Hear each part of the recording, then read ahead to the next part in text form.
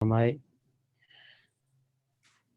جس کی بدولت مختلف شیوخ، علماء کرام، مفتیان گاہی بگاہے مقررہ اوقات میں تشریف لاتے ہیں اور ان کے مواعظ بیانات سے آپ سب حضرات مستفید ہوتے ہیں۔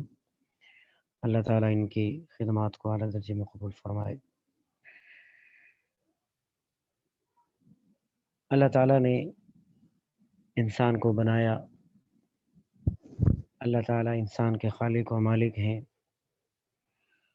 اور جیسے دنیا کے اندر کوئی بھی پروڈکٹ یا کوئی بھی چیز بنائی جاتی ہے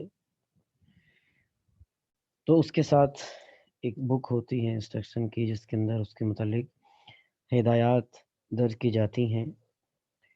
اللہ تعالیٰ نے اس انسان کے ساتھ کتاب ہدایت قرآن پاک کو نازل فرمایا اور فرمایا کہ فَإِمَّا يَأْتِيَنَّكُم مِّنِّي هُدًى، کہ آدم علیہ السلام کو دنیا میں بھیجنے کے بعد جو ہدایت اور رہنمائی کی باتیں کہی جائیں گی، جو لوگ اس کی اتباع کریں گے، پیروی کریں گے، نہ ان کو کوئی خوف ہوگا اور نہ غم ہوگا۔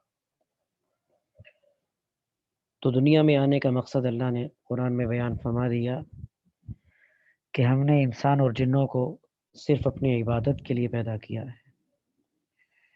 دنیا یہ بڑی عارضی سی زندگی ہے، اور دنیا دار العمل ہے، اور دار الجزا اس کے بعد کی زندگی ہے، جس کو آخرت کہا جاتا ہے۔ آخرت بعد میں آنے والی چیز کو کہا جاتا ہے کہ ہر انسان نے دنیا سے چلے جانا ہے، مر کے فنا ہو جانا ہے، اور پھر اس کے بعد اس کو اللہ تعالیٰ اس کے اعمال کے بقدر جزا اور سزا عطا فرمائیں گے۔ ان الابرار لفی نعیم، کہ بے شک نیک لوگ نعمتوں میں ہوں گے۔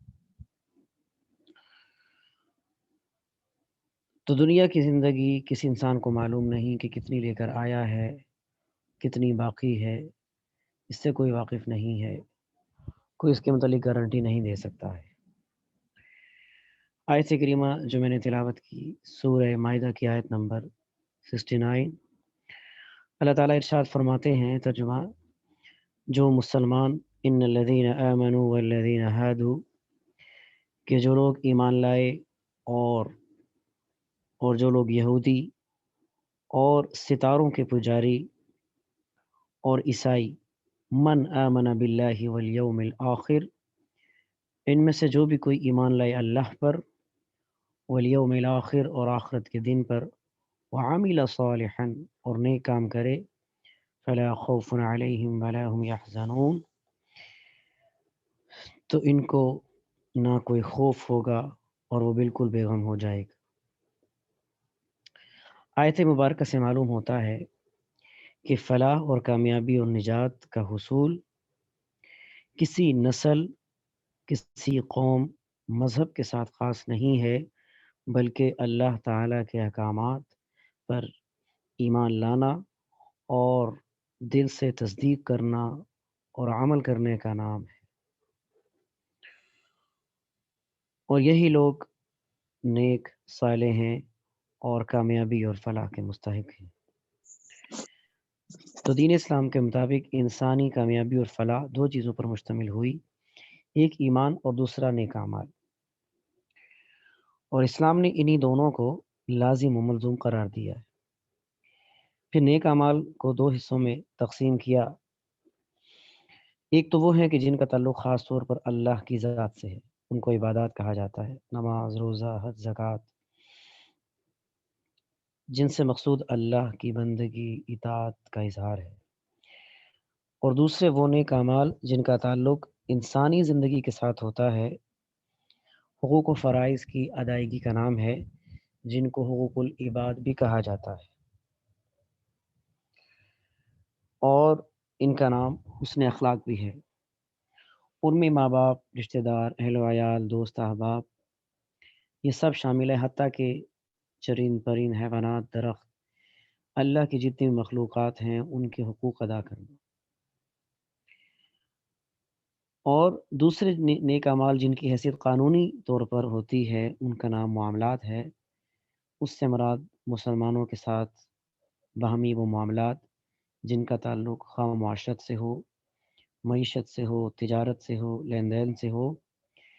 اسی طرح اگر بڑے پیمانے پہ دیکھا جائے تو ملکی بین الاقوامی ضابطے، رولز، ریگولیشن، قوانین قرآن نے اور اسلام نے ان تمام کی پاسداری کا حکم دیا ہے۔ قرآن پاک کے مطالعے سے معلوم ہوتا ہے کہ نیک اعمال کو قرآن نے عمل صالح کہا ہے، عمل الصالحات کے الفاظ سے تعبیر کیا ہے، یا قرآن میں ان الذین آمنوا وعملوا الصالحات۔ تھوڑی سی تبدیلی اور تغیر کے ساتھ قریباً قرآن پاک میں 25 مواقع پر انہی الفاظ کو اللہ نے استعمال فرمایا ہے۔ تو کامیابی کا حصول انسان کیسے کر سکتا ہے؟ اور دین اسلام وہ دین فطرت ہے جو صرف آخرت ہی کی کامیابی نہیں چاہتا، حالانکہ آخرت تو مقدم ہے۔ آج انسان دنیا کی کامیابی کے پیچھے دوڑ رہا ہے، دراصل تو کامیابی آخرت کی ہے، کیونکہ اللہ تعالیٰ فرماتے ہیں وَالْآخِرَةُ خَيْرٌ وَأَبْقَىٰ، آخرت جو ہے وہ بہتر بھی ہے اور زیادہ باقی رہنے والی بھی ہے۔ تو ہمیں دنیا سے زیادہ آخرت کو ترجیح دینا چاہیے اور اس کی کامیابی کی فکر کرنی چاہیے۔ تو اسلام نے ایسے اصول دیے جس سے انسان کی دنیا بھی اچھی ہو جائے گی اور آخرت بھی۔ چنانچہ سورہ مومنون میں اللہ تعالیٰ ارشاد فرماتے ہیں قد افلح المؤمنون، یہاں اللہ تعالیٰ نے کامیاب مومنین کی صفات بیان فرمائی۔ ان میں سے ایک تو یہ کہ وہ نماز میں خشوع و خضوع اختیار کرنے والے، یعنی نماز کی ادائیگی میں جہاں ان کے دل یکسوئی اور اطمینان کے ساتھ اللہ کی طرف متوجہ ہو کر عبادت میں مگن ہوتا ہے، وہی اس کے جسم، اعضاء، جوارح بھی جو ہے ادب کے ساتھ اللہ کے حضور میں سنت رسول صلی اللہ علیہ وسلم کے مطابق نماز کی ادائیگی میں رہتے ہیں، پھر جا کے نماز کا ادا ہوتا ہے، پھر صفت احسان کے مطابق نماز ہوتی ہے۔ اسی طرح دوسری صفت فرمائی کہ یہ مومن لوگ جو ہوتے ہیں یہ فضول لفظ چیزوں سے اعراض کرنے والے ہوتے ہیں، لایانی چیزوں سے، جیسے آپ صلی اللہ علیہ وسلم نے فرمایا کہ انسان کے اسلام کی خوبی یہ ہے کہ ہر فضول اور لایانی چیزوں کو چھوڑ دے۔ آگے اللہ تعالیٰ فرماتے ہیں کہ زکوٰۃ کوئی کہ مکمل طریقے سے ادا کرنے والے ہوتے ہیں، یعنی جن لوگوں پر زکوٰۃ فرض ہے اس کے نصاب کے مطابق، تو وہ اپنا اس کے تمام حساب لگائیں گے کہ پراپرٹی پر سونے چاندی جتنا بھی معاملات ہیں ساری چیزیں دیکھ کر پھر 1 سال کے بعد ہجری اعتبار سے اس کی زکوٰۃ دینی ہوتی ہے 2.5%۔ آگے اللہ تعالیٰ فرماتے ہیں کہ یہ جو مومن لوگ ہوتے ہیں ان کی خوبی یہ بھی ہے کہ یہ فحاشی، بے حیائی سے بچنے والے ہوتے ہیں۔ اور اسلام کی خوبصورتی آپ دیکھیے کہ اسلام نے یہ نہیں کہا کہ برائی نہ کرو، کہا برائی کے قریب بھی نہ جاؤ۔ جو اس کے اسباب اور دوائی اور رستے ہیں جس سے انسان اس طرف گامزن ہو سکتا ہے ان کو بھی اختیار کرنے کو منع قرار دیا ہے۔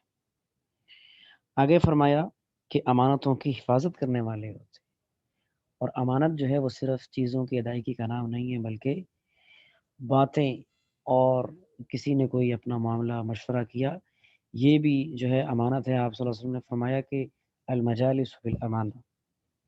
اسی طرح نمازوں کی حفاظت کرنے والے ہوتے ہیں اور نمازوں کی وقت کی پابندی کرنے والے ہوتے ہیں۔ تو اسی طرح قرآن پاک کے مطالعے سے معلوم ہوتا ہے کہ آخرت میں کامیابی اور کامرانی کا دار و مدار ایمان اور عمل صالح پر ہے، اور بعض آیات میں اللہ تعالیٰ نے عمل صالح کی جگہ احسان یعنی اچھا کریکٹر، کردار کو بھی ارشاد فرمایا ہے۔ سورہ بقرہ میں اللہ ارشاد فرماتے ہیں کہ بَلَا مَنْ أَسْلَمَ وَجْهَهُ لِلَّهِ وَهُوَ مُحْسِنٌ فَلَهُ أَجْرُهُ عِنْدَ رَبِّهِ وَلَا خَوْفٌ عَلَيْهِمْ وَلَا هُمْ يَحْزَنُونَ۔ کیوں نہیں جس نے اپنے آپ کو اللہ کے تابع فرمان کیا اور نیک رہے تو اس کا اجر اس کے رب کے پاس ہے، نہ ان کو کوئی ڈر ہے اور نہ کوئی غم۔ اور اللہ نے ایسے ہی لوگوں کو جنت کا مستحق قرار دیا ہے، چونکہ ان لوگوں نے نیک اعمال کیے، اتباع کی، تو اللہ نے ان کو دنیا میں بھی کامیاب کیا اور آخرت میں بھی۔ جیسے سورہ یاسین میں حبیب نجار کا واقعہ ہے کہ اللہ نے 2 انبیاء کو بھیجا، پھر تیسرے کو بھیجا، لوگوں نے ان نبیوں کو جھٹلایا، حبیب نجار نے آ کے ان کو سمجھایا اور بستی والوں نے اس کو قتل کر دیا۔ اس نے دنیا سے جاتے وقت جو الفاظ کہے اللہ نے قرآن میں بیان کر دیا کہ قیل ادخل الجنۃ قال یا لیت قومی یعلمون، کہ یہ نبی تو تمہیں اللہ کی طرف بلا رہے ہیں اور تم ان کی بات مان لو، اور مجھے کیا ہو گیا وما لی لا اعبد الذی، کہ میں اللہ کی عبادت نہ کروں۔ تو کامیابی جو ہے وہ اعمال صالحہ پر ہے۔ اور پھر اللہ تعالیٰ سورہ بقرہ میں ارشاد فرماتے ہیں کہ والذین آمنوا وعملوا الصالحات اولئک اصحاب الجنہ ہم فیہا خالدون، جو لوگ ایمان لائے اور نیک عمل کیے یہ جنتی لوگ ہیں، اس میں ہمیشہ رہیں گے۔ اس کے برعکس اللہ تعالیٰ نے سورہ مریم آیت نمبر 59 اور 60 میں بنی اسرائیل کے وہ بد کردار لوگوں کے بارے میں فرمایا، ترجمہ کہ ان کے بعد ایسے لوگ جانشین ہوئے جنہوں نے تمام نیک اعمال کو برباد کیا، نفسانی خواہشات کی پیروی کی، اور گمراہی سے جا ملیں گے یہ لوگ، اور لیکن جنہوں نے توبہ کی اور ایمان لائے اور نیک کام کیے وہی لوگ جنت میں داخل ہوں۔ اور اللہ فرماتے ہیں کہ ان کا ذرا سا بھی حق نہیں مارا جائے۔ تو معلوم یہ ہوا کہ نیک عمل کرنے سے انسان کو اللہ تعالیٰ سرخروئی عطا فرماتے ہیں۔ اور یہی نہیں، دوسری جگہ اللہ تعالیٰ فرماتے ہیں کہ ایسے لوگوں کو دنیا کے اندر حکومت اور سلطنت بھی عطا فرمائیں۔ فرمایا کہ وعد اللہ الذین آمنوا منکم وعملوا الصالحات لیستخلفنہم فی الارض، کہ تم میں سے ان لوگوں نے جو ایمان لائے اور نیک عمل کیے اللہ وعدہ فرما چکے ہیں کہ انہیں ضرور زمین میں خلیفہ بنائے گا، جیسا کہ ان لوگوں کو خلیفہ بنایا تھا جو ان سے پہلے تھے۔ اور اللہ فرماتے ہیں کہ یقین ان کے لیے ان کے اس دین کو مضبوطی کے ساتھ مضبوط کر کے جمع دے گا جس کو وہ پسند فرما چکا ہے۔ اور آگے فرمایا کہ ان کو کوئی خوف اور خطرہ امن سے بدل دے گا، اور وہ میری عبادت کریں گے، میرے ساتھ کسی کو شریک نہیں ٹھہرائیں گے۔ تو انسانی تاریخ پر اگر انسان گہری نگاہ ڈالے تو اس چیز کا اندازہ ہو جائے گا کہ اللہ پر ایمان اور نیک اعمال سر انجام دینے والوں کے لیے کامیابی کے دروازے ہمیشہ کھلتے چلے گئے، اور بصورت دیگر خدا نخواستہ اگر نیک اعمال نہیں کیے، ایمان نہیں لائے، تو تباہی ان کا مقدر ٹھہری ہے۔ وہ قوموں کے حالات سے اس چیز کا اندازہ ہو سکتا ہے۔ تو کون سی ایسی خوبیاں ہیں جن کو اپنانے سے انسان ترقی اور کامیابیوں کی منزلیں طے کر سکتا ہے؟ اس میں سب سے پہلے تو یہ ہے تقوی اختیار کرنا۔ تقوی کی تعریف حضرت ابی بن کعب نے حضرت عمر ابن خطاب رضی اللہ تعالیٰ عنہ کو بیان کی تھی ان کے سوال کرنے پر، کہ حضرت عمر رضی اللہ عنہ سے پوچھا کہ کیا کبھی آپ کا گزر کبھی کسی جھاڑی دار جگہ سے ہوا ہے؟ حضرت عمر نے فرمایا رضی اللہ تعالیٰ عنہ، ہاں، جب میں اپنے والد محترم کے اونٹ چراتا تھا۔ تو پوچھا کیسے گزرتے تھے؟ حضرت عمر نے فرمایا کہ کپڑوں کو سمیٹ لیتا تھا۔ فرمایا کہ اپنے آپ کو گناہوں سے بچانا یہی تقوی۔ تو اللہ تعالیٰ نے جا بجا مختلف آیات میں تقوی اختیار کرنے کا حکم دیا۔ ان اللہ یحب المتقین، اللہ تعالیٰ تقوی اختیار کرنے والوں کو پسند فرماتے ہیں۔ اے ایمان والو تقوی اختیار کرو۔ فرمایا دوسری جگہ کہ تقوی کو مرتے دم تک تھامے رکھنا، آخری سانس تک۔ تو تقوی کتنی بڑی چیز ہے، اور اس سے اللہ تعالیٰ اس کے کیا برکات و ثمرات عطا فرماتے ہیں، انسان اس کا اندازہ نہیں کر سکتا۔ کہ شیخ عبدالقادر جیلانی محبوب سبحانی رحمہ اللہ حضرت حسین رضی اللہ تعالیٰ عنہ کی چھٹی پشت میں، اور کتنے ہی اللہ تعالیٰ نے ان کو برکات، انوارات، کرامات سے نوازا، اور ان کے درس کے اندر ان کی کتب آج بھی موجود ہیں مترجم اردو میں۔ غنیت الطالبین ہے، فتوح الغیب ہے، اور بھی بہت سی ان کی کتابیں ہیں اور مواعظ۔ تو حضرت سے اللہ نے اتنا بڑا کام لیا۔ ان کے مواعظ کے بارے میں آتا ہے کہ جب حضرت کا درس ہوتا تھا ایسی باتیں دل پر اثر کرتی تھی، کتابوں میں لکھا ہے کہ جنازے اٹھ جاتے تھے اور بڑے بڑے بادشاہ اور لوگ اس میں آیا کرتے تھے۔ تو جو اتنی بڑی ہستی ہوگی تو اس سے اندازہ لگائیں کہ ان کے والدین کے اندر کیا خوبیاں اور صفات پائی جاتی ہوں گی، کتنا تقوی اور پرہیزگاری کا وہ پیکر ہوں گے۔ اور ظاہر ہے کہ جن کی اولاد کو اللہ نے یہ نوازا تو ان کے والدین کو بھی تو اللہ نے ان کا انتخاب فرمایا۔ ان کے والد گرامی کے بارے میں ایک واقعہ آتا ہے کہ ایک مرتبہ دریا کے کنارے سے گزر رہے تھے تو وہاں پر ایک سیب ملا ان کو، تو غربت اور اس طرح سے حالت ہوں گی تو سیب انہوں نے کھا لیا۔ اب یہ فکر لاحق ہوئی کہ یہ میں نے جو سیب کھایا ہے آیا وہ کس کا ہے، یہ کس کی ملکیت ہے، اور میں نے تو ایسے ہی کھا لیا بغیر کسی اجازت کے، تحقیق کے۔ تو دریا کے کنارے چلتے چلتے گئے، دیکھا تو ایک درخت جس کی ٹہنیاں شاخیں دریا میں ہیں، سیب کا درخت ہے اور اس کے ساتھ ہی باغ ہے۔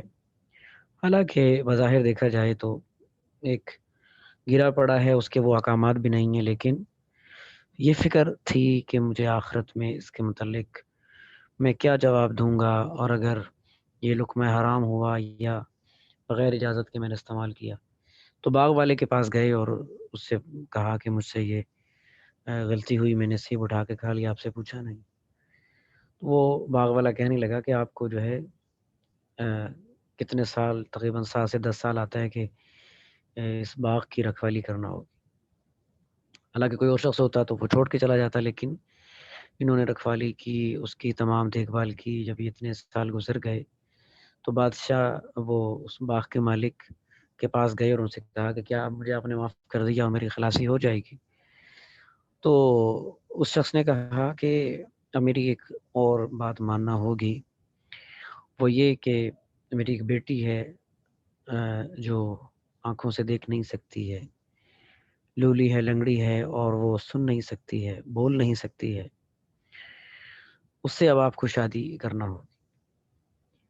تو انہوں نے جب سوچا کہ مجھے اس سے نجات مل سکتی ہے، اس کی وجہ سے مجھے اس اپنے عمل پر، تو انہوں نے حامی بھر لی۔ اور جب انہوں نے دیکھا کہ جس کے متعلق کہا گیا ہے وہ تو دیکھ بھی رہی ہے، سن بھی رہی ہے، بول بھی رہی ہے، چل بھی رہی ہے، اور اس کے اندر بظاہر کوئی عیب نہیں ہے، تو انہوں نے سوال کیا کہ کیا وجہ ہے؟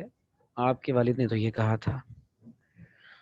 تو اس لڑکی نے یہ جواب دیا، ان کی بیٹی نے، کہ میں نابینا ہوں، میں نہیں دیکھ سکتی اس وجہ سے کہ میں نے آج تک میری آنکھوں نے کسی نامحرم کو نہیں دیکھا، میں نے کبھی اپنی زبان سے کسی نامحرم کو پکارا نہیں ہے، اپنے کانوں سے نامحرم کی آواز کو نہیں سنا، کبھی میں چل کر نہیں گئی، کبھی ہاتھ کو آگے نہیں بڑھا۔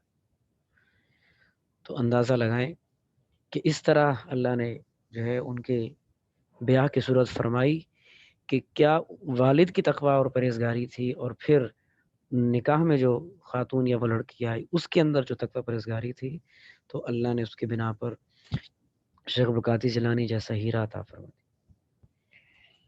تو اس لیے کامیابی اختیار کرنے کے لیے خوبیوں اور صفات کا پایا جانا ضروری ہے، اور اس میں ایک چیز یہ بھی ہے کہ جواب دہی کا احساس، کہ میں دنیا میں یہ بھی جو کام کر رہا ہوں، جو ذمہ داری فرائض نبھا رہا ہوں، میرا رب مجھے دیکھ رہا ہے۔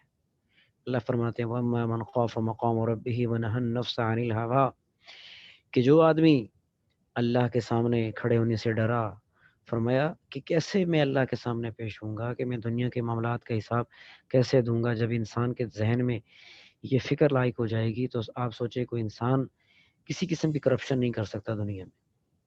فرمایا جنت اس کا ٹھکانہ ہے، اور دوسری جگہ فرمایا وَلِمَنْ خَافَ مَقَامَ رَبِّهِ جَنَّتَانِ، جو اللہ کے سامنے کھڑے ہونے سے ڈرا تو اس کے لیے 2 جنت،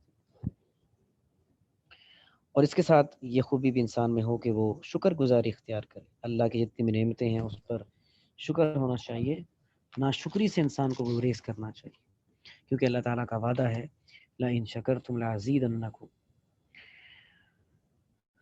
تو اس لیے آج جو ہے ہمیں شکر میں اضافہ کرنا ہوگا۔ اور پھر اللہ تعالیٰ نے انسان کی کمزوری کو بیان فرمایا کہ وَكَانَ الْإِنسَانُ عَجُولًا، کہ انسان بڑا جلد باز واقع ہوا ہے۔ انسان کی فطرت میں، طبیعت میں جلد بازی ہے۔ وہ چاہتا ہے کہ میرے جو معاملات ہیں وہ بڑے جلدی اس کے نتائج حاصل ہو جائیں، حالانکہ ہر چیز کا اللہ نے ایک وقت مقرر کیا ہے اور وہ اس سے پہلے ہو نہیں سکتا۔ اس وقت کے آنے پر ہی وہ چیزیں پوری ہوتی ہیں، تو ہمیں اس کا انتظار کرنا چاہیے۔ اسی طرح انسان اگر دنیا میں کامیابی حاصل کرنا چاہتا ہے تو وہ کسی بھی فیلڈ میں ہے، کسی بھی مقام پر ہے، اپنی زندگی کو مال پیسہ جمع کرنا، مال کمانا، یہ زندگی کا مقصد نہیں ہونا چاہیے۔ یعنی مال کی طرف اس کے رگ و ریشہ میں ایسی سما جائے کہ بس اس کی یہ نیت ہو کہ کسی نہ کسی طریقے سے پیسہ آ جائے۔ ہاں، مال کمانا اس نیت سے کہ کسی کے آگے دست دراز نہ کرے، سوال نہ کرے، تو یہ عبادت ہے۔ لیکن کہ یہ شخص بھوکے بھیڑیے کی طرح اس طرح مال پہ ٹوٹ پڑے، نہ کسی رشتہ داری کا لحاظ ہو، نہ کسی غریب کی فکر، نہ کسی کی پریشانی دور کرنے کی فکر ہو، تو یہ مال تباہی کا سبب بھی بن سکتا ہے۔ اور اس پہ بہت سے واقعات ہیں، جیسے باغ والوں کا واقعہ اللہ تعالیٰ نے بیان فرمایا 29ویں پارے میں۔ اس لیے اللہ فرماتے ہیں کہ انما اموالکم واولادکم فتنہ، اور مسلم شریف کے حدیث میں فرمایا کہ ہر قوم کے لیے ایک فتنہ ہے اور میری امت کا فتنہ مال ہے۔ تو معلوم یہ ہوا کہ مال کا جمع کرنا یہ مقصد اصلی نہیں ہونا چاہیے۔ اسی طرح انسان جو ہے کامیابی کے راستے میں اس چیز کا خیال کرے کہ ہر کام کو اخلاص سے کرے، شہرت کے پیچھے نہ بھاگے۔ اور اخلاص جو ہے یہ تمام عبادات کی روح اور بنیاد ہے۔ اور اس کے مقابلے میں جو شہرت، نام نمود، ریاکاری، دھوکہ دہی، یہ صرف پل بھر کا ایک تماشا ہوتا ہے۔ اور جو ہے آپ اندازہ لگائیں کہ شیطان کا ایک ایسا ہتھیار ہے جس سے بڑے بڑے متقی پرہیزگاروں کو بھی یہ گھائل کر دیتا ہے۔ شہرت کی وجہ سے انسان سادہ اور عام زندگی سے محروم ہو جاتا ہے۔ انسان غیر محسوس طریقے سے خود پسندی میں مبتلا ہو جاتا ہے اور اسی خول اور اسی ڈگر میں ساری زندگی گزار دیتا ہے۔ اور شیطان اس خود پسندی سے اور اس ریاکاری کی قبی بیماری سے، قلبی بیماری سے اس کو اس طرح سے انجان کر دیتا ہے کہ اس کو معلوم بھی نہیں ہوتا کہ اس کے اعمال اللہ کے نزدیک قبول بھی ہو رہے ہیں یا نہیں ہو رہے۔ اور اس پر صادق وہ قول آپ صلی اللہ علیہ وسلم کا قیامت کے دن شہرت طلب مجاہد، غنی، مالدار اور عالم کو اللہ بلا کے جہنم میں ڈال دیں گے کہ یہ عمل شہرت اور ریاکاری کے لیے کی، آج تیرا کوئی حصہ نہیں۔ تو اس لیے عقل مند لوگ کہتے ہیں نا کہ اصل چیز کوالٹی ہوتی ہے، کوانٹٹی نہیں ہوتی ہے۔ اس کے ساتھ ساتھ ہمیں دنیا کے اندر گلے اور شکووں سے گریز کرنا چاہیے۔ ہر حال میں انسان راضی برضا رہے، جو چیز بھی رب کائنات نے اس کے مقدر میں لکھ دی ہے اس کے اوپر جو ہے وہ راضی رہے۔ انسان جو ہے اپنے مقدر پر رو کر کوڑ کر زندگی گزارے، اس سے بہتر یہی ہے کہ انسان اپنے مقدر پہ راضی رہے، جسے تصوف کی اصطلاح میں کہا جاتا ہے نا تسلیم و رضا یا رضا بالقضاء۔ آج اگر ہم اپنی زندگیوں میں نظر دوڑائیں تو آج ہماری زندگی میں خوشیاں کیوں نہیں، راحت اور سکون کیوں لٹ چکا ہے، برکتیں رحمتوں کی بجائے نحوستوں نے کیوں ڈیرے ڈال لیے ہیں؟ تو اس کی وجہ یہی ہے کہ آج ہم نے تقدیر سے راضی رہنا چھوڑ دیا ہے۔ چنانچہ اللہ تعالیٰ قرآن میں فرماتے ہیں کہ ما اصاب من مصیبت فی الارض، کہ کوئی مصیبت جو دنیا میں آتی ہے وہ سب ایک کتاب میں محفوظ ہے، ان کے پیدا کرنے سے پہلے یہ سب اللہ کے نزدیک آسان ہے۔ یعنی انسان کے پیدائش سے پہلے اللہ نے لکھ دیا سب کچھ، تاکہ جو چیز تم سے جاتی رہے اس پہ رنج نہ کرو اور جو چیز آتا ہو اس پر نہ آتا ہو۔ تو اچھی اور بری تقدیر پر ایمان لانا یہ بہت ضروری ہے۔ اور پھر انسان کامیاب زندگی گزارنے کے لیے یہ بھی ضرور اپنے سامنے رکھے کہ اللہ کی مخلوق جس میں یہ رہتا ہے، جس کے ساتھ اس کا اٹھنا بیٹھنا ہے، اس کا فائدہ پہنچانے کی فکر ہونی چاہیے۔ جتنا انسان دوسروں کا فائدہ پہنچائے گا یہ اس انسان کے لیے بھی فائدہ مند ہوگا۔ اور آپ صلی اللہ علیہ وسلم کا فرمان کہ تم میں سے بہتر انسان وہ ہے جو لوگوں کو نفع پہنچائے۔ اور ضروری نہیں ہے کہ آپ کسی مالی طور پہ مدد کریں، آپ مریض کی عیادت کر سکتے ہیں، آپ جو ہے ضرورت میں کسی کے کام آ سکتے ہیں، غریبوں کو اپنی خوشیوں میں شامل کر سکتے ہیں، اچھا مشورہ دے سکتے ہیں، بھلائی کے کاموں میں لوگوں کی رہنمائی کر سکتے ہیں۔ تو ان چھوٹے چھوٹے کاموں سے ہم لوگوں کی نفع رسانی کا ذریعہ بن سکتے ہیں کہ فرمایا جو آیت حدیث کے کا گویا کہ ترجمہ ہی ہے کہ کرو مہربانی تو اہل زمیں پر، خدا مہرباں ہوگا عرش بری پر۔ اس کے ساتھ ساتھ انسان کے اندر قناعت جیسی اعلیٰ خوبی بھی ہونی چاہیے کہ یہ بہت ہی اعلیٰ انسانی صفت ہے کہ انسان اپنی خواہشات کو اپنی ضروریات اور حالات کے تابع کرتے اور زیادہ حاصل کرنے کی دوڑ کی بجائے انسان صبر کے دامن میں پناہ لے لے، جسے اردو کے اندر کہا جاتا ہے کہ جتنی چادر دیکھیے اتنے پاؤں پھیلائیے۔ تو ہمیں دوسروں سے مانگنے کی بجائے فقر و فاقے پہ راضی رہنا چاہیے۔ آپ دیکھیے کہ ہمارے نبی صلی اللہ علیہ وسلم کے جسم اتھا پر چٹائی پر سونے کی وجہ سے نشانات پڑ جاتے تھے۔ وجہ کیا تھی؟ آپ صلی اللہ علیہ وسلم قناعت اختیار فرما رہے تھے۔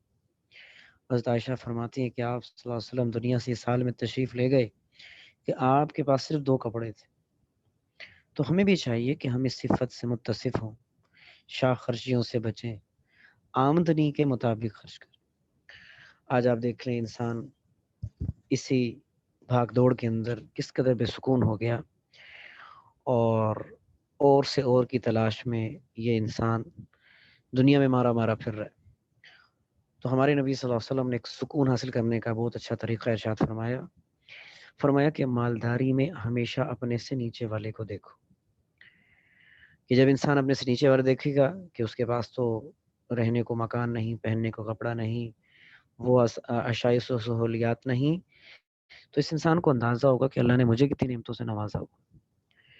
شیخ سعدی فرماتے ہیں نا کہ میرے پاس ایک جوتا نہ تھا، میں ایک جگہ گیا وہاں ایک آدمی کا پاؤں ہی نہیں تھا، تو مجھے پھر شکر کا اندازہ ہوا۔ اور فرمایا کہ نیکی میں، دینداری میں اپنے سے اوپر والے کو دیکھو کہ وہ انسان ہے، اس کی ایسی عبادات ہیں، ایسے اعمال ہیں اور اس کی اس طرح پرہیزگاری ہے۔ تو جب انسان نیکی میں اوپر والوں کو دیکھے گا تو یہ انسان آگے بڑھنے کی کوشش کرے۔ تو یہ نبی صلی اللہ علیہ وسلم نے سکون کا ایک نسخہ ارشاد فرمایا۔ تو کامیابی کے لیے انسان کو یہ بھی کرنا چاہیے کہ انسان کے اندر خود اعتمادی ہونی چاہیے۔ جب انسان دنیا میں کامیاب ہونا چاہتا ہے تو خود اعتمادی ایک ایسی دولت ہے جس کی وجہ سے انسان کو بادشاہ بنا دیتی ہے، اور اعتماد میں کمی ہونا یہ باصلاحیت ٹیلنٹڈ شخص کو بھی عام آدمی کی صف میں کھڑا کر دیتی ہے۔ تو خود اعتمادی کے جذبے سے جو آدمی سرشار ہوتا ہے وہ زندگی کے مشکلات کا بہت اچھے انداز سے مقابلہ کر سکتا ہے، اور وہ اپنے راستے خود ہموار کرتا ہے، وہ بغیر کسی کے سہارے کے، بغیر کسی کے جو ہے وہ آگے بڑھتا چلا جاتا ہے۔ یہی وجہ ہے کہ ہمارے صحابہ کرام رضی اللہ تعالیٰ عنہم مجمعین نے کیسے کفار کے چھکے چھڑا دیے، ہزاروں کفار پہ وہ غالب آ جاتے تھے۔ تو حضرت خالد بن ولید رضی اللہ تعالیٰ عنہ کی خود اعتمادی کا یہ عالم تھا کہ اکیلے ہی وہ رومیوں کے لاکھوں افراد کو ختم کرنے کے لیے تیار تھے۔ اور پھر اگر آپ آگے آ جائیں تو محمد ابن قاسم جو طائف سے اٹھے اور متحدہ ہندوستان میں آئے اور یہاں پر فتوحات کی، کم عمری تھی، قریباً 17 سال ان کی عمر آتی ہے کتابوں میں، انہوں نے یہاں پہ آ کے فتوحات اپنی کی اور یہاں پر ہندوؤں پر قبضہ حاصل کیا۔ اسی طرح محمود غزنوی کو آپ دیکھیے، ان کا ہمت، حوصلہ، جمع مردی کا انہوں نے ہاتھ دامن جو ہے نہیں چھوڑا، اور کس طرح سے انہوں نے یہاں پر سومنات کے مندر کو پاش پاش کر دی۔ تو یاد رکھیں کہ خود اعتمادی کی کمی اور احساس کمتری یہ انسان کے اندر بزدلی، میدان سے فرار ہونا اور غلامی جیسی بری صفات پیدا کر دیتی ہے۔ اس لیے کامیابی حاصل کرنے والے شخص کے اندر خود اعتمادی کا ہونا بہت ضروری ہے۔ اور دیکھا جائے کہ انسان کسی بھی میدان میں اگر کامیاب ہونا چاہتا ہے وہ محنت کے بغیر کبھی بھی کامیاب نہیں ہو سکتا، اور محنت ہی کامیابی کا سنہرا اصول ہے۔ عربی کا ایک محاورہ ہے کہ من طلب العلا فقد سہر اللیالی، کہ جو انسان بلندیوں کو پانا چاہتا ہے وہ راتوں کو جاگتا ہے۔ تاریخ گواہ ہے کہ جتنے بھی عظیم سے عظیم لیڈر تھے، موجد تھے، شخصیت تھے، وہ کاریگر تھے یا عالم تھے، انہوں نے اپنی راحت اور آرام کی زندگی کو فنا کر کے کامیابیاں اور نمایاں مقام حاصل کیا۔ اگر ہم سرکار دو عالم حضرت محمد صلی اللہ علیہ وسلم کی طرف دیکھیے تو کیسے انہوں نے اپنی قوم کو اسلام کی طرف لانے کے لیے کوششیں کی، اور مکی زندگی میں کیسے تکالیف، مصائب، آلام کا سامنا کیا، لیکن اس پر صبر کیا، اور جس نیند سے آج ہم لطف اندوز ہوتے ہیں اس کا تصور بھی محال تھا۔ حضرت خدیجہ رضی اللہ تعالیٰ عنہ سے سوال کیا گیا، حضرت نبی صلی اللہ علیہ وسلم سے سوال کیا کہ آپ صلی اللہ علیہ وسلم آرام کیوں نہیں کر لیتے؟ فرمایا نیند تو اب چلی گئی۔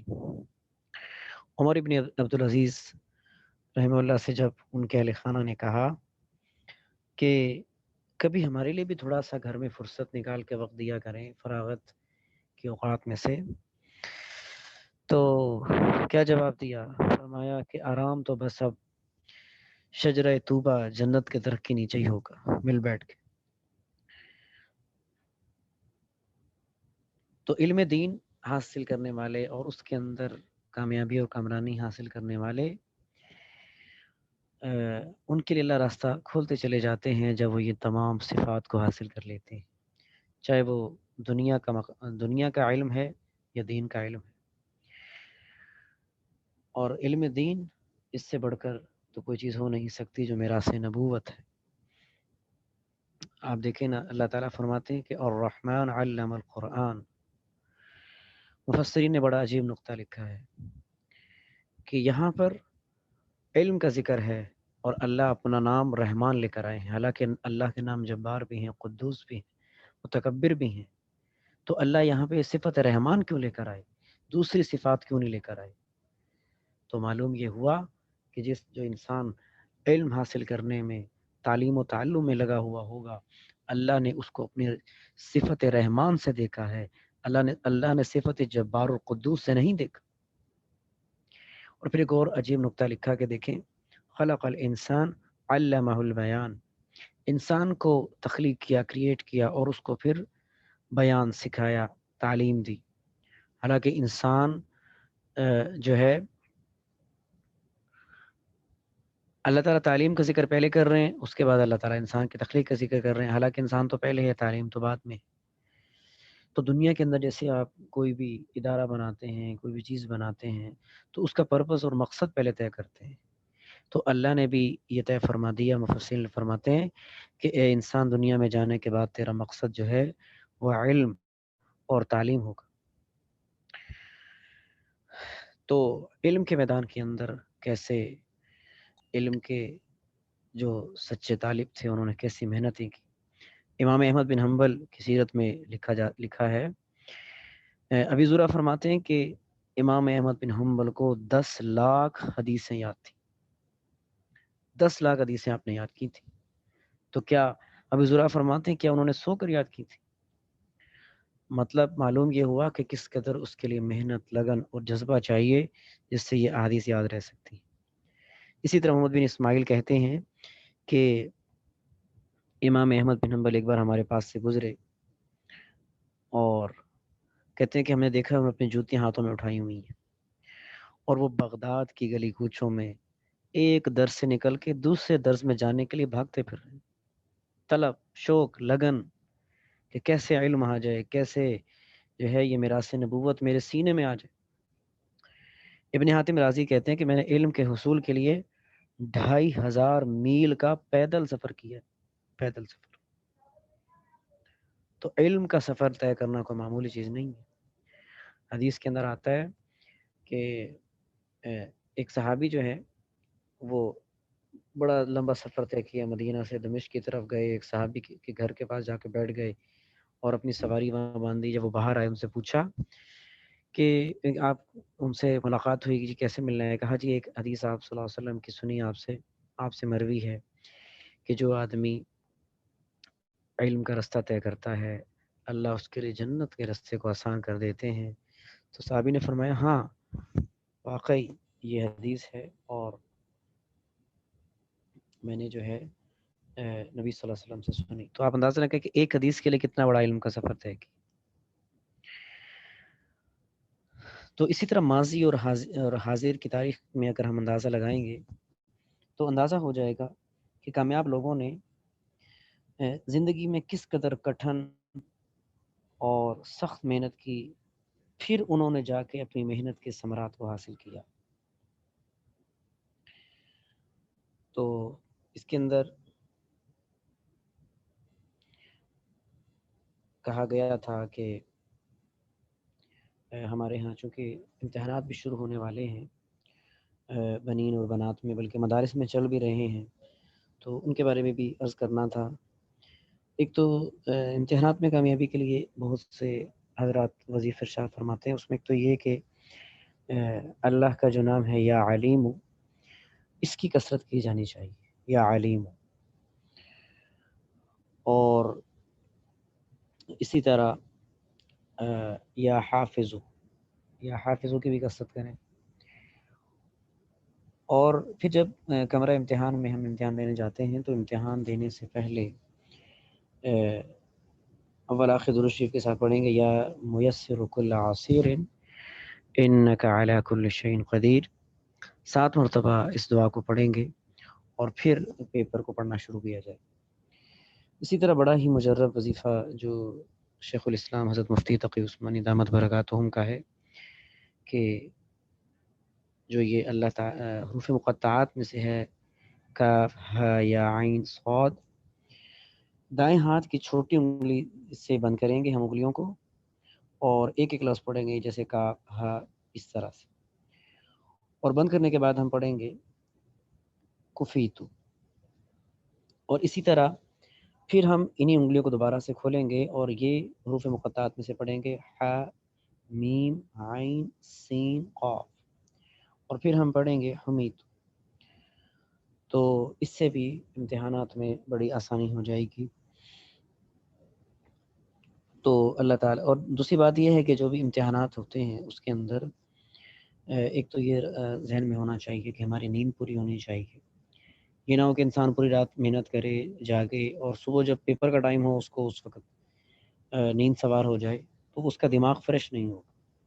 نیند پوری ہونی چاہیے، اور تھوڑا بہت انسان جو ہے کھانے پینے کے ساتھ جا کے امتحان دے، اور جتنے بھی امتحان کے لوازمات ہیں، ضروری چیزیں ہیں، پین وغیرہ ہیں، جتنی بھی چیزیں ہیں، وہ اس کے پہلے سے تیار ہوں، وقت کو سامنے رکھ کر سوالات کو دیکھ کے سوالات کیے جائیں، کیونکہ جب ہم سوالات کو ٹائم کے اوپر ڈیوائڈ کر کے کریں گے تو اس سے ہمارا پیپر کرنا بڑا آسان ہو جائے گا۔ اور اسی طرح پہلے سوال کو سمجھنا اور دماغ میں حل کرنا بڑا ضروری ہوتا ہے کہ کس سوال میں کیا پوچھا جا رہا ہے۔